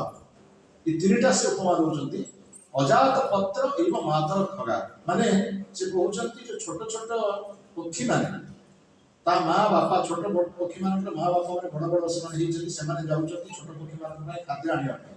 छोट पक्षी मान पक्षी सब छोट छोट तांकर दांत मध्य अल्प छोट छोट होइछि, से बाहर को जाई पारना, उड़ी पारना, तांको बापा मां तांको खाद्य आनिया पे जाइछे, सकाळ जाइछे कि आसेना। एमाने कोन करछन ना शब्द करछन, से बसा रही ची ची ची ची शब्द करछन, बापा मां केतळे आसीले हमको खाद्य देबे। सेमानकर जो व्याकुलता बापा मां को आसीला पाई अनेक असछथि, तांकर जो व्याकुलता मोर मध्य प्रभुଙ୍କ ପାଇଁ ସେଇ व्याकुलता ମୁଁ କେମିତି ଚାହୁଁଛି ମୋ ପ୍ରଭୁଙ୍କର ସେବା କରିବା ପାଇଁ। ଏଇ ଗୋଟେ ଉଦାହରଣ। ଦ୍ୱିତୀୟ ଉଦାହରଣ ସେ ଦେଇଛନ୍ତି ଧୃତରାଷ୍ଟ୍ର। ତୃତୀୟ ଉଦାହରଣ ହେଉଛି ଗାଈ ଆଉ ବାଛୁରୀ। ଯେତେବେଳେ ଜଣେ ଗାଈ ରଖିଛି ସେ ବାଛୁରୀକୁ କ'ଣ କରନ୍ତି ନା ପ୍ରଥମେ ଯୋଉ କ୍ଷୀର ଦେବା ପାଇଁ ଚାହାନ୍ତି ବାଛୁରୀକୁ ଛାଡ଼ି ଦିଅନ୍ତି ଗାଈ ପାଖକୁ ଏବଂ ସେ ବାଛୁରୀଟି ଯାଏ ଗାଈ ପହ୍ନାରୁ କ୍ଷୀର ଖାଏ। କ୍ଷୀର ଖାଇଲା ପରେ ଗାଈଟା ପହ୍ନାଏ ଏବଂ ସେ ସମୟରେ କ'ଣ କରନ୍ତି ଗାଈ ଦେବା ଲୋକ ସେ କ'ଣ କରନ୍ତି ନା ବାଛୁରୀଟାକୁ ଜବରଦସ୍ତି ଆଣିକି ଖୁଣ୍ଟରେ ବାନ୍ଧି ଦିଅନ୍ତି ଏବଂ ଖୁଣ୍ଟରେ ବାନ୍ଧିଲେ ତାପରେ ସେ ଗାଈକୁ ଦିଅନ୍ତି। ଏ ସମୟରେ ବାଛୁରୀର ଯୋଉ ତୃଷାର୍ତ୍ତ ଚାହାଣୀ ତା ମା ପ୍ରତି ମାର ପହ୍ନା ପ୍ରତି ଯେ ମତେ କେତେବେଳେ ଏଇ ମାଲିକ ମତେ ଛାଡ଼ିବ ମୁଁ ଟିକେ କ୍ଷୀର ପିଇଛି ମାଟା ସେ ସମୟରେ କ୍ଷୀର ପହ୍ନା ହେଇଛି ମୁଁ ଟିକେ ଆଉ ଟିକେ ପିଇବି କିନ୍ତୁ ମାଲିକ ମତେ ବାନ୍ଧି ଦେଇଛି ଏବଂ ମାଲିକ ତାର କ୍ଷୀର ନେଇଯାଉଛି ତେଣୁ ମୁଁ ଆଉ କ୍ଷୀର କେମିତି ପାଇବି। ସିଏ ଯୋଉ ତୃଷାର୍ତ୍ତ ଚାହାଣୀ ସେ ଯୋଉ ବ୍ୟାକୁଳତାର ଚାହାଣୀ ତା ମାକୁ ଚାହିଁକି ରହିଛି ସେଇଭଳି ବ୍ୟାକୁଳତାର ମୋର ଅଛି କେମିତି ମୁଁ ପ୍ରଭୁଙ୍କ ସେବା କରିବି। ଇଏ ଗୋଟିଏ ଉଦାହରଣ। ତୃତୀୟ ଉଦାହରଣ ସେ ଦଉଛନ୍ତି ଯେ ଗୋଟିଏ ନବବିବାହିତ ପତ୍ନୀ ତାର ପତିଙ୍କୁ ଛାଡ଼ିକି ସେ ବାହାରକୁ ପତି ଛାଡ଼ିକି ଯାଇଛି ନବବିବାହିତ ପତ୍ନୀ ବାହାରେ ଚାକିରି କରୁଛି ବ୍ୟବସାୟ କରୁଛି ତେଣୁ ସିଏ ତାର କଣ୍ଠ ଦେଇଯାଇଛି ମୁଁ ଏଇ ଦିନ ଏଇ ସମୟରେ ଆସିକି ପହଞ୍ଚିଛି। ତେଣୁ ପତ୍ନୀଟି ସେଇ ସମୟକୁ ସେ ଅପେକ୍ଷା କରିଛି ଯେ ମୋର ପତି କେତେବେଳେ ଆସିବେ ଏବଂ ଆଜି ସେ ସମୟ ଦେଇଛନ୍ତି ଆସିବା ପାଇଁ ଏବଂ କେତେବେଳେ ଆସିକି ପହଞ୍ଚିବେ କିଛି ଟିକେ ଶବ୍ଦ ହେଲା ମାନେ ସେ ବାହାରକୁ ଆସି ନକହୁଛି ମୋ ସ୍ୱାମୀ ଆସିଗଲେ। ଠିକ୍ ସେଇଭଳି ମୁଁ ମୋର ପ୍ରଭୁଙ୍କୁ ସେବା କରିବା ପାଇଁ ଅତି ବ୍ୟାକୁଳତାର ସହ ଅପେକ୍ଷା କରିଛି କେତେବେଳେ ପଶୁ ସ୍ୱର ନଷ୍ଟ ହେବ ବା ଏ ଯେଉଁ ଅସୁର ସ୍ୱର ନଷ୍ଟ ହେଇକି ମୁଁ ମୋର ପ୍ରଭୁଙ୍କ ସେବାରେ ନିଜ ଶରୀର ମୁଁ ପ୍ରଭୁଙ୍କ ସେବାରେ ନିଯୁକ୍ତ କରିବି। ଏଇଭଳି ଭାବରେ ଧୃତରାଷ୍ଟ୍ର ଇନ୍ଦ୍ରଙ୍କ ଉଦ୍ଦେଶ୍ୟରେ ଏଇ କଥା ସେ କହୁଛନ୍ତି। ତେଣୁ ପ୍ରକୃତ ପକ୍ଷେ ଅସୁର ସ୍ୱର ପ୍ରାପ୍ତ ହେଇକି ମଧ୍ୟ ତା ମନ ଭିତରେ ଯୋଉ ବ୍ୟାକୁଳତା କିନ୍ତୁ ଇନ୍ଦ୍ର ଦେବତା ହେଇକି ଦେବରାଜ ଇନ୍ଦ୍ର ସିଏ ମଧ୍ୟ ତା ମନ ଭିତରେ କି ପ୍ରକାର ଆସୁର ଚିନ୍ତାଧାରା ଏଇ ଓଲଟା। ତେଣୁ ସେଥିପାଇଁ ଏଇ କଥା କୁହାଯାଇଛି ଯେ ଭଗବତ ଭକ୍ତ ବୋଲି ପରିଚୟ ଦେଇକି ମଧ୍ୟ ଆମ ଭିତରେ ଗର୍ବ ଆସୁଛି ଦମ୍ଭ ଆସୁଛି ଅଭିମାନ ଆସୁଛି। ତେଣୁ ଇଏ ଦମ୍ଭ ଏ ଗର୍ବ ଏ ଅଭିମାନକୁ ଆମକୁ ପରିତ୍ୟାଗ ଭଗବାନ ସବୁ ସହିବେ କିନ୍ତୁ ଗର୍ବ ଦମ୍ଭ ସହିବେ ନାହିଁ। ଗର୍ବ ଗଞ୍ଜନ ନର ହରି ଗର୍ବ ନ ସହନ୍ତି ତାହାରି। এই প্রসঙ্গ ବହୁତ କଥା ରହିଛି। ଆମେ ଚୈତନ୍ୟ ମହାପ୍ରଭୁଙ୍କର ଉଦାହରଣ ଦେଖିବା ଚୈତନ୍ୟ ମହାପ୍ରଭୁଙ୍କର ଲୀଳାରେ ଦେଖିବା ସେମିତି ରାମଚନ୍ଦ୍ର ପୁରୀ ଯିଏକି ମାଧବେନ୍ଦ୍ର ପୁରୀଙ୍କର ଜଣେ ଶିଷ୍ୟ ରାମଚନ୍ଦ୍ର ପୁରୀ ଆଉ ଈଶ୍ୱର ପୁରୀ ये दुई होचुंती तांकर गुरु भ्राता ईश्वर पुरी और रामचंद्र पुरी गुरु भ्राता दो ईश्वर पुरीकर शिष्य होचुंती चैतन्य महाप्रभु और चैतन्य महाप्रभु पुरी धाम में सन्यास ग्रहण कर रही सेतेबेले रामचंद्र पुरी मध्य पुरी धाम को आसते एवं समस्त कार्य से त्रुटि देखते समस्त कार्य किसी त्रुटि देखते से भगवान त्रुटि देखते चैतन्य महाप्रभु लीला से त्रुटि देखते कौन ना सी कहले चैतन्य जो चैतन्य महाप्रभु ये बहुत मीठा प्रिय ये मीठा बहुत खाऊ तेणु रात से समस्त शोगला घर रखते मीठा सी लुचि खाऊ घर सब पिंपुड़ी धार तेणु महाप्रभु से मीठा खाया भल पड़े ये भाव में प्रचार होगा चैतन्य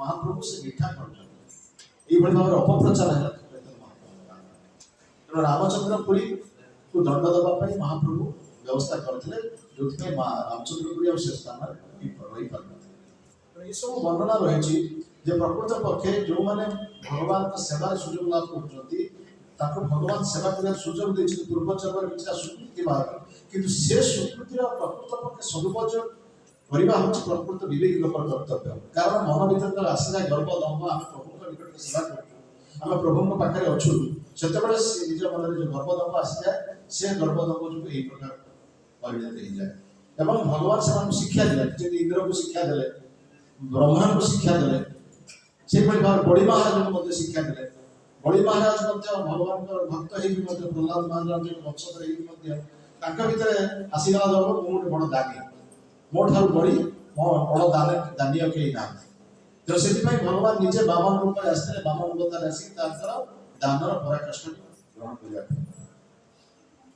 बड़ी महाराज विवाद भावी दान मागी बड़ी को सुतल लंबर पाताल को चली यही भाव में भक्तर गर्व को मंजन करने भगवान विभिन्न भाव में आसी था तो से इंद्रकर से प्रकार भाव है जो बर्तमान पृथु महाराज धनुष बाण धरिक मारे देवता मान राजा देवराज इंद्र सी कि भाव में कार्य कर दंड देवाई बर्तमान पृथु महाराज धनुष बाण धरिक ଯାଉଛନ୍ତି। ଆଉ ଗୋଟିଏ କଥା ଏଥିରେ କୁହାଯାଇଛି ଯେ ଠକିବା ପାଇଁ ଲୋକମାନଙ୍କୁ ସରଳ ଲୋକ ଠକିବା ପାଇଁ ଏଇ ଯୋଉ ସାଧୁ ବେଶ ଧାରଣ କରିବା ଏଇଟା ଗୋଟେ ଅତି ସରଳ ଉପାୟ, ଅତି ସହଜତମ ଉପାୟ ଯେ ଲୋକମାନେ ସାଧୁମାନଙ୍କ ପ୍ରତି ବହୁତ ଦୁର୍ବଳତା ଥାଏ। କାରଣ ସାଧୁମାନେ ଯୋଉଟା କହନ୍ତି ବା ସାଧୁମାନଙ୍କ ଦେଖିଲେ ମଧ୍ୟ ଲୋକମାନଙ୍କର ଗୋଟେ ଦୁର୍ବଳତା ଯେ ସାଧୁମାନେ ଠିକ ମାର୍ଗରେ ଅଛନ୍ତି, ଅନ୍ୟମାନେ ଅସତ୍ ମାର୍ଗରେ ଅଛନ୍ତି, ସାଧୁମାନେ ସତ୍ ମାର୍ଗରେ ଅଛନ୍ତି। ଆଉ ତାର ସୁଯୋଗ ନେଇକି ସାଧୁମାନେ ଅନ୍ୟମାନଙ୍କୁ ଠକାନ୍ତି। ଆମେ ଯେତେବେଳେ ତ୍ରେତା ଯୁଗରେ ଦେଖିଛେ, ତ୍ରେତା ଯୁଗରେ ରାବଣ ସୀତାକୁ ଚୋରି କରିବା ପାଇଁ ଆସିଥିଲା, କୋଉଭଳି ଭାବରେ ଆସିଥିଲା? ସାଧୁ ରୂପ ଧାରଣ କରିକି ଆସିଥିଲା। ସାଧୁ ରୂପ ଧାରଣ କଲେ କେହି ତାଙ୍କୁ ଜାଣିପାରିବେ। ସେମିତି କାଳନେମୀ ରାକ୍ଷସ ଯେତେବେଳେ ହନୁମାନ ଯାଉଛନ୍ତି ଆଣିବା ପାଇଁ ବିଶଲ୍ୟକରଣୀ ଲକ୍ଷ୍ମଣଙ୍କ ଶକ୍ତିରେ ଦେଇଛି, ସେତେବେଳେ ବୈଦ୍ୟ ଯେ ଆସିଛି, ସୁଷମ ବୈଦ୍ୟ ଯେ ଲଙ୍କାରୁ ଆସିଛି, ସିଏ କହିଛି ଯେ ବିଶଲ୍ୟକରଣୀ ଅଛନ୍ତି ହିମାଳୟରେ, ସେ ବିଶଲ୍ୟକରଣୀ ଗୋଟିଏ ରାତି ଭିତରେ ଯଦି ନ ଆସିପାରିବ ତାହେଲେ ଲକ୍ଷ୍ମଣ ମୃତ୍ୟୁବରଣ କରିବେ। ଯେତେବେଳେ ହନୁମାନ ଯାଉଛନ୍ତି ଆକାଶ ମାର୍ଗରେ ଯେତେ ଶୀଘ୍ର ଯାଇକି ଆଣିବେ, ସେ ସମୟରେ ରାବଣ ଜାଣିପାରିକି ତାଙ୍କର ପଥକୁ ରୋଧ କରିବା ପାଇଁ ତାଙ୍କର ଗୋଟେ ବନ୍ଧୁ ରାକ୍ଷସ କାଳନେମୀ ରାକ୍ଷସକୁ ସେ ପଠେଇଛି, ଯାହା ହନୁମାନଙ୍କୁ ପଥ ରୋଧ କର। କୋଉଭଳି ଭାବରେ ହନୁମାନର ଦୁର୍ବଳତା ଅଛି ରାମଙ୍କ ପ୍ରତି, ତେଣୁ ତୁମେ ରାମ ନାମ ଉଚ୍ଚାରଣ କର। ତେଣୁ ଯେତେବେଳେ ହନୁମାନ ଆକାଶ ମାର୍ଗରେ ଯାଉଛି, ସେତେବେଳେ ସେ କାଳନେମୀ ରାକ୍ଷସ ଗୋଟେ ଜଙ୍ଗଲ ଭିତରେ ଜୟ ଶ୍ରୀରାମ ଜୟ ଶ୍ରୀରାମ ଜୟ ଶ୍ରୀରାମ ଉଚ୍ଚାରଣ।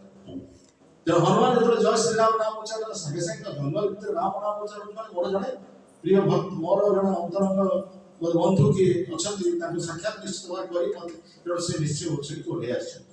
ସେଠି ସେ ଓହ୍ଲେଇ ଆସି ଦେଖିଛନ୍ତି ଜଣେ ସାଧୁର ସୁଧାରଣ କରି ବସି ଜୟ ଶ୍ରୀରାମ ଉଚ୍ଚାରଣ କରୁଛି। ଯେତେବେଳେ ତାକୁ ପ୍ରଣାମ କଲେ ଯେତେବେଳେ ସେଠି ସେ କାଳନେମୀ ରାକ୍ଷସ କହୁଛି ତାକୁ ଯେ ତୁମେ ଯୋଉ କାର୍ଯ୍ୟରେ ଯାଉଛ ମୁଁ ତାହା ଜାଣିଛି। ତୁମେ ତୁମ ପ୍ରଭୁଙ୍କର ଭ୍ରାତାଙ୍କର ଶକ୍ତିବେଦ ହେଇଛି ଏବଂ ତାଙ୍କର ଔଷଧ ନିମିତ୍ତ ତୁମେ ହିମାଳୟକୁ ଯାଉଛ ଏବଂ ତୁମର କାର୍ଯ୍ୟ ନିଶ୍ଚୟ ସଫଳ ହେବ ଏ କଥା ମୁଁ ଜାଣିଛି। ହନୁମାନ ଶୁଣିକି ଆଶ୍ଚର୍ଯ୍ୟ ଲାଗିଲା, ଏଇ କଥା ମୋ ମନକୁ କଥା ଇଏ ଜାଣିଲା। ତେଣୁ ନିଶ୍ଚିତ ଭାବରେ ଜଣେ ସାଧୁ ଆଉ ଇଏ ଜଣେ ପ୍ରକୃତିରେ ତ୍ରିକାଳଦର୍ଶୀ, ତେଣୁ ୟାଙ୍କରି ପାଖରେ ମୁଁ କିଛି ସମୟ ରହିବି। ଏ କଥା ହନୁମାନ ଯେତେବେଳେ ଚିନ୍ତା କଲେ, ସେତେବେଳେ ସେ ରାକ୍ଷସ କହୁଛି ଯାଅ ଏଇ ପାଖରେ ଅଛି ଗୋଟେ ପୁଷ୍କରିଣୀ ଅଛି, ସେଠାରେ ତୁମେ ସ୍ନାନ କରିବେ ଏବଂ ସ୍ନାନ କରିକି ଆସିବ, ତୁମକୁ ମୁଁ ଦୀକ୍ଷା ଦେବି, ତାପରେ ତୁମେ ତୁମର କାର୍ଯ୍ୟରେ ଜୟଯୁକ୍ତ ହେବ। କିନ୍ତୁ ପ୍ରକୃତରେ ସେ ଯେତେବେଳେ ପୁଷ୍କରିଣୀ ସ୍ନାନ କରିବାକୁ ଯାଏ, ସେ ଗୋଟେ ବିରାଟକାୟ କୁମ୍ଭୀର ହନୁମାନଙ୍କୁ ଧରିଛି ଏବଂ ସେ କୁମ୍ଭୀର ସାଧାରଣ କୁମ୍ଭୀର ନୁହେଁ, ସେ ଗୋଟେ ଅଭିଶପ୍ତ କୁମ୍ଭୀର ଏବଂ ସେ କୁମ୍ଭୀର ସହିତ ହନୁମାନଙ୍କର ଯୁଦ୍ଧ ହେଇଛି ଏବଂ ହନୁମାନ ସେ କୁମ୍ଭୀରଟିକୁ ମାରିଦେଇଛି। ମାରିଦେଲା ପରେ ସେ ଅଭିଶପ୍ତ କୁମ୍ଭୀର ସେ ତାଙ୍କ ଶରୀର ପାଇଛନ୍ତି। ତାଙ୍କ ପୂର୍ବସ୍ଥାନ ପାଇଲା ପରେ ସେ ତାଙ୍କୁ କହୁଛନ୍ତି ହନୁମାନଙ୍କୁ ଯେ ଯାହାକୁ ଯିଏ ତୁମର ପଥରୋଧ କରିଛନ୍ତି ତୁମେ ତାହାକୁ ସାଧୁ ବୋଲି ଭାବୁଛ, ସେ ଜଣେ ସାଧୁ ନୁହନ୍ତି, ସେ ହଉଛନ୍ତି ଜଣେ ରାକ୍ଷସ।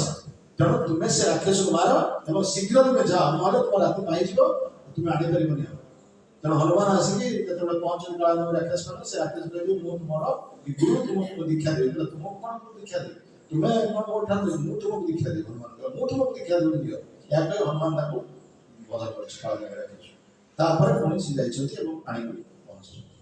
ଏଇସବୁ କଥା ଦିଆଯାଇଛି ଯେ ପ୍ରକୃତ ପକ୍ଷେ ଲୋକମାନଙ୍କୁ ଭଣ୍ଡେଇବା ପାଇଁ, ଲୋକମାନଙ୍କୁ ଠକିବା ପାଇଁ ଏ ପ୍ରକାର ବେଶ ଧାରଣ କରି ଲୋକମାନଙ୍କୁ ଠକିବା। ସେଥିପାଇଁ କୁହାଯାଇଛି ବେଶ ପିନ୍ଧିକି ପ୍ରକୃତ ପକ୍ଷେ ଆମେ ଲୋକ ଚିହ୍ନି ପାରିବାନି ବା ଲୋକ ଜାଣିପାରିବାନି। ସାଧୁକୁ ଚିହ୍ନିବା ପାଇଁ ପ୍ରକୃତ ପକ୍ଷେ ଆମର ଆଖିଟା ଯଥେଷ୍ଟ ନୁହଁ। ଚକ୍ଷୁ ଦ୍ୱାରା ଆମେ ଆଖିକୁ ଜାଣିପାରିବାନି, ଚକ୍ଷୁ ଦ୍ୱାରା ଆମେ ସାଧୁକୁ ଜାଣିପାରିବାନି। ସେଥିପାଇଁ କୁହାଯାଇଛି ବୈଷ୍ଣବ କ୍ରିୟା ମୁଦ୍ରା ବିଜ୍ଞ ନା ବୁଝ। ଯେ ପ୍ରକୃତରେ ଭକ୍ତ, ଯେ ବୈଷ୍ଣବ, ତାର କ୍ରିୟା ମୁଦ୍ରାକୁ ଆମେ ତାର ବେଶ ଧାରଣ କରି, ବେଶ ଧାରଣ ଦ୍ୱାରା ବା ବେଶ ପିନ୍ଧିବା ଦ୍ୱାରା ତାକୁ ଆମେ ଜାଣିପାରିବା। କେମିତି ଆମେ ତାକୁ ଜାଣିବା? କାନ ଦ୍ୱାରା। ସାଧୁଙ୍କୁ ଆମେ କାନ ଦ୍ୱାରା ଜାଣିବା। ସେ କାନ କଣ କହୁଛନ୍ତି, ସେ କଣ କରୁଛନ୍ତି, ସେ କାର୍ଯ୍ୟ ଏବଂ ତାଙ୍କର କଥା ଏହା ଦ୍ୱାରା ହିଁ ଜାଣିବା। କେବଳ ବେଶ ଧାରଣ ଦ୍ୱାରା ଆମେ ତାକୁ ଜାଣିପାରିବା। ସେଥିପାଇଁ ଏସବୁ କଥା କୁହାଯାଉଛି।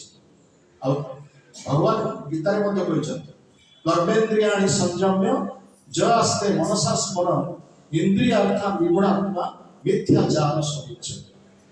ବାହାରକୁ ଦେଖିବା ପାଇଁ ଇନ୍ଦ୍ରିୟ ସଂଯମ କରିଛୁ, ବାହାରକୁ ଦେଖିବା ପାଇଁ ସାଧୁ, କିନ୍ତୁ ଭିତରେ ରହିଛି ଭୋଗ କାମନା।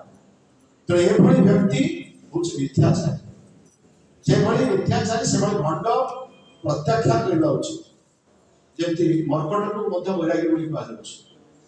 ଚୈତନ୍ୟ ମହାପ୍ରଭୁ କହିଛନ୍ତି ମର୍କଟ ବୈରାଗ୍ୟ ନାକର ଲୋକ ଦେଖାଇଆ, ଯଥା ଯୋଗ୍ୟ ବିଷୟ ଭୁଞ୍ଜ ଅନାସକ୍ତ ହଇଆ, ଅନ୍ତରେ ନିଷ୍ଠା ବାହ୍ୟ ଲୋକ ବ୍ୟବହାର ଅଚିରାତ କୃଷ୍ଣ ତମାୟ କରିବେ ଉଦ୍ଧାର। ରଘୁନାଥ ଦାସ ଗୋସ୍ୱାମୀ କଥା ମହାପ୍ରଭୁ କହିଛନ୍ତି। जे माकड़ बाहर देखा बैरागी साधु मान तो वस्त्र धारण कर माकड़ कौन वस्त्र पिधाए माकड़ वस्त्र अच्छे माकड़ उलग्न लंबड़ा पक्षी से पूरा उलग्न आउ साधु माने फल बड़ खाती साधु माने अन्न खाती कि माकड़ अन्न भी खाए फल बड़ खाए आउ माकड़ हूँ बैरागी महाप्रभु मर्कट बैराग्य नाकर लोक देखाएंगे माकड़ बैरागी भली जीवन यापन करছে কিন্তু সে গোটিয়ে স্থানে স্থির হয়ে রইব এডাল সেডাল সেডাল এডাল এডাল সেডাল সেডাল এডাল কোন স্থানে স্থির হয়ে রইব তো সে প্রকার বৈরাগী হওয়া উচিত যেমন ইন্দ্র সাধুরেশ ধর্মে অশ্ব অপহরণ করছে লোকমান জানে সাধু ଯୋଉଥିପାଇଁ ତାଙ୍କର ପୁତ୍ର ପୁତ୍ରମାନଙ୍କ ପୁତ୍ର ସେ ବହୁତ ଥର ପ୍ରତ୍ୟାଖ୍ୟାତ ହେଇ ପଳେଇ ଆସୁଛନ୍ତି ତେଣୁ ସାଧୁ ଯଦି ବେଶ ଆମେ ଧାରଣ କରୁଛେ ସେ ସାଧୁ ବସ୍ତ୍ରର ମର୍ଯ୍ୟାଦା ରକ୍ଷା କରିବା ଉଚିତ साधु वस्त्र मर्यादा रक्षा करने उचित यदि वस्त्र मर्यादा रक्षा न करें ताहले से वस्त्र पिंधा उचित जमी आम दंड धारण करुचे सन्यास दंड धारण करुचे कि सन्यास धर्म कड़ाकड़ी भाव पालन करवा सन्यास दंड धारण करने की आवश्यकता नहीं से कलिजुग सन्यास मना कलिजुग चारिटी जिन मना पांचटी जिन अश्वमेध गवालंब सन्यास फलपैतृकम देवरेण पुत्रोत्पत्ति कलौ पंच विवर्जय कलिजुगे कौन यज्ञ अश्वमेध यज्ञ कि गोमेध यज्ञ कहीं यज्ञ करने उपयुक्त ब्राह्मणर आवश्यकता अच्छे तेणु कलिजुगे कौन उपयुक्त ब्राह्मण ना जो मैंने मंत्र शक्तिर परीक्षा देते ता सहित जो वस्तु व्यवहार हम से सब खांटी होगा उचित तेणु कलिजुगे सब भेजाल जिस कौन जिन खांटी जिन ना आ जो पात्र व्यवहार हम सब स्वर्ण पात्र तेणु स्वर्ण पात्र आम व्यवहार करें ना कि खांटी जिन व्यवहार करें ना कि उपयुक्त ब्राह्मण ना तेणु कौन यज्ञ ये कलिजुग एकमात्र यज्ञ हूँ हरे नाम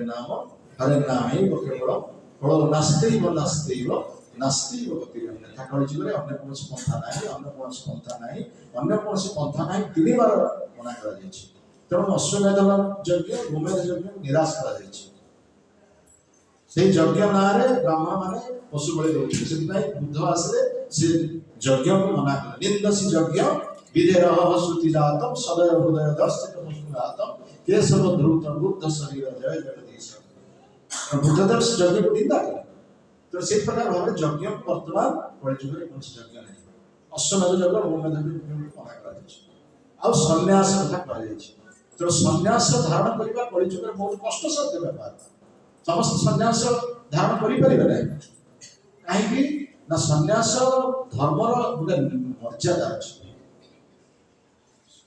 एकदंड सन्यास जो मैंने शंकराचार्य प्रति शंकरपंथी मान मायावादी सन्यासी से एकपंथी एकदंड धारण करते कौन धारण ना आम नारायण तुम्हें नारायण समस्त नारायण आम समस्त नारायण यहाँ प्रकृत ठीक नुह आम सकाल से कथा तेणु एकदंडी धारणा प्रकृत ठीक सन्यास नुह आ सन्यास बहुत प्रकार सब रही केते प्रकार सन्यास रही कुटीचक बहुदक परिवराजकाचार्य परमहंस इत्यादि 4 प्रकार सन्यास जो माने परिवराजकाचार्य जो माने परिव्राजन कर विभिन्न स्थान को जाई भगवान लीला प्रचार कर मनरे सर्वदा भगवान रखिंट शरीर द्वारा भगवान वाणी प्रचार कर मनरे भगवान रखिंट वाक्य भगवान कथा कहते काय मन वाक्य त्रिदंड धारण कर 3 दंड त्रिदंडी सन्यास चैतन्य महाप्रभु सन्यास ग्रहण कले भक्ति सिद्धांत सरस्वती सन्यास ग्रहण कले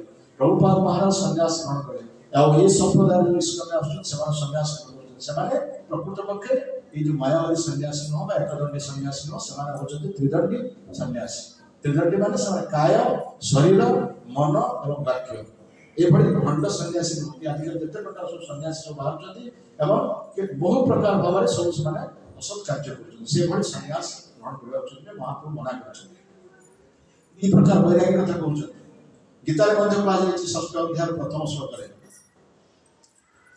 कहुई से सन्यासी कहुए जो मैंने प्रकृत पक्षे गृह रही निरासक्त भाव में कार्य कर अनासक्त विषया यथा रोपजुंजत निर्बंध कृष्ण संबंधे वैराग्य युक्त उच्यते कौन विषय आसक्त चित्त नहीं घरे रही कौन विषय आसक्त नहीं परिवार प्रति आसक्त नुह, पुत्र कन्या प्रति आसक्त नुह, कौन वस्तु प्रति आसक्त नुह, समस्त कार्य भगवान गृहस्थ होगी मत धड़ा पिंधि मत से सन्यासी किंतु सन्यास वस्त्र पिंधिक जब आम कौन मठ प्रति आसक्ति रहा मठर संपद प्रति यदि आसक्त रहा पोस्ट पदवी प्रति यदि आसक्त रहा प्रकृत पक्षे आम सन्यास ग्रहण ठीक तेणु से प्रकार सन्यास को मना कर इंद्र ये एक सन्यास जो भंड सन्यास वेश धारण करके बर्तमान अश्वरण करूला से प्रकार सन्यास को निराश से समय सन्यास वेश धारण करके ठकिबार चेष्टा कर वर्तमान कलिजुगे से प्रचुर परिमाण चलती तेणु से प्रकृत पक्षे साधु वेश धारण करके साधु वेश मर्यादा रक्षा कर ना साधु वेश धारण करने आवश्यकता नहीं आम जमी अच्छे साधारण भाव ठीक भल अच्छे किंतु आम सन्यास वेश धारण करवा साधु वेश धारण करवा किंतु तार जदि अमर्यादा करवा पुलिस वेश धारण करके लोक पैसा ठगिक नवा चोरी को जदि आम कोहल करवा चोर चोरी कर छाड़देवा ताल से पुलिस पोशाक पिंधा किसी आवश्यकता ठीक से भाव में इंद्रदेव वस्त्र से मर्यादा इंद्र राजा किंतु जो स्वार्थ साधन साधुवेश धारण कर